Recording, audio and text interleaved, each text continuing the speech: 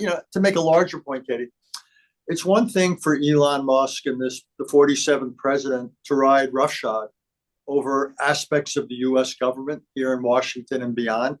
It's something else to try to run roughshod over other peoples and countries around the world. So I think this is just simply an order of magnitude far more difficult.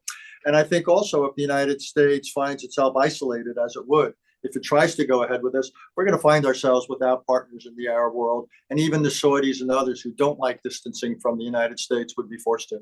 What would be the ramifications? Do you see this resulting in violence? What worries me are several things. One is that radical Islamic groups in the region might use this as justification for going on the offensive. It kind of lets Iran off the hook. Just a couple of days ago, Iran was on its heels, thanks in large part to Israeli military action against Hezbollah and so forth. Well, now no one's talking about Iran.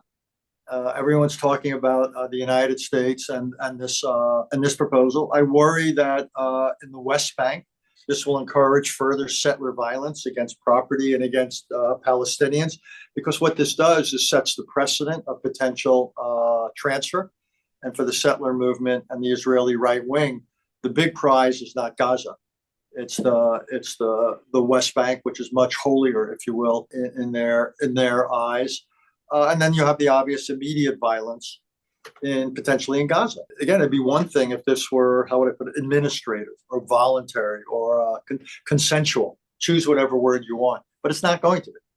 And then the question is what then? I think you'd have riots throughout the Arab world and throughout the Islamic world, probably also in European cities where you have large numbers of Arabs and Palestinians and Muslims. It's always hard to predict the future.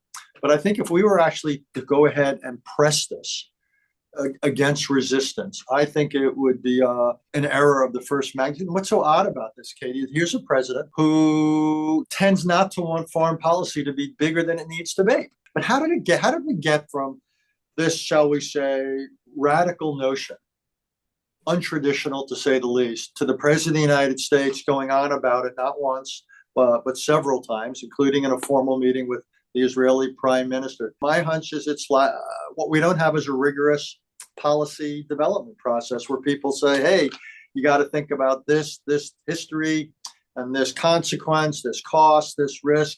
My hunch is what we have is something much closer to informal groupthink. And that's a recipe for calamity.